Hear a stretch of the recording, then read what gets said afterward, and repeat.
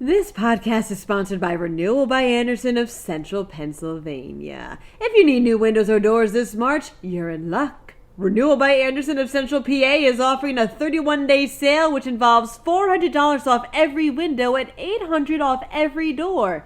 And a free upgrade to smart sunglass. How about that? Call 717-727-7558 or drop by rbacentralpa.com/deals for more information.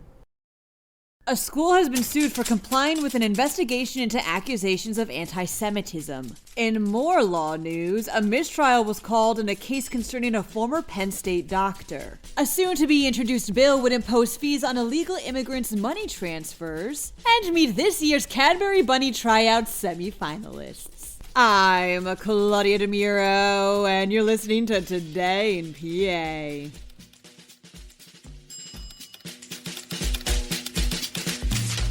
Back in January, following the testimony then resignation of former President Liz McGill, the U.S. House Committee on Education and the Workforce told the University of Pennsylvania to turn over any documents related to anti-Semitism on campus, including emails and teaching materials, reports Philly Voice. Now, as of Saturday, Penn has been sued by a group of its professors under the name Penn Faculty for Justice in Palestine for complying with this investigation. According to the federal lawsuit, this compliance threatens the privacy, safety, careers, and academic freedom of Penn's educators. It's also asking the court to bar the school from complying at all since the House Committee didn't issue a subpoena. The Penn Faculty of Justice in Palestine believes the committee is leveraging an outdated view of anti-Semitism, which labels anyone who criticizes the Israeli government, even Jewish Israelis themselves, as anti-Semites, a move it's deemed, quote, new McCarthyism. Penn, it should be noted, dismissed a lawsuit last month from two students who labeled the school as a, quote, incubation lab for virulent anti-Jewish hatred, harassment, and discrimination.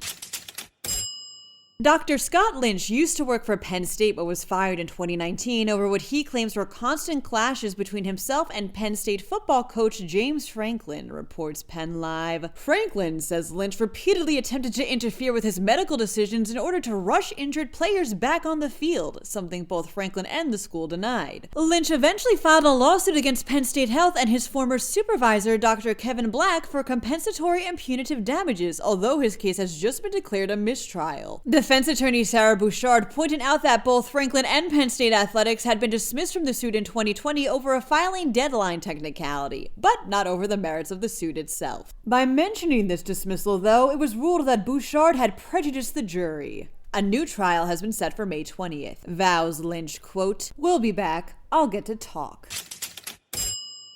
State Representative Mike Cabell says how it's been estimated that $70 billion is extracted from the country's economy each year by undocumented workers who send their earnings back to their home countries, states the Times leader. Which is why he recently announced his intention to introduce a bill that would impose a 10% fee on any money illegal immigrants transfer internationally. Cabell has pointed to other states that have enacted similar bills with much success, like Oklahoma, which has generated over $15 million a year thanks to its own international remittance fee. Cabell additionally stated how he's still seeking co-sponsors for this bill.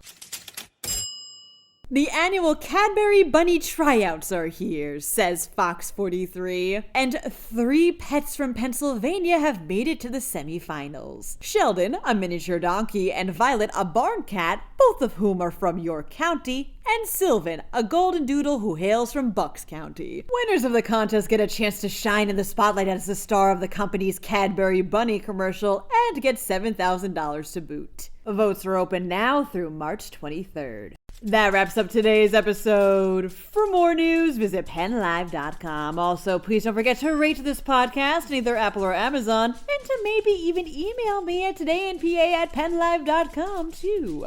Thanks ahead of time, and of course, thanks for listening. I'm Claudia Dimuro, and we'll see each other tomorrow, so to speak, for more Today in PA. This podcast is sponsored by Renewal by Andersen of Central Pennsylvania. If you need new windows or doors this March, you're in luck. Renewal by Andersen of Central PA is offering a 31-day sale which involves $400 off every window and $800 off every door.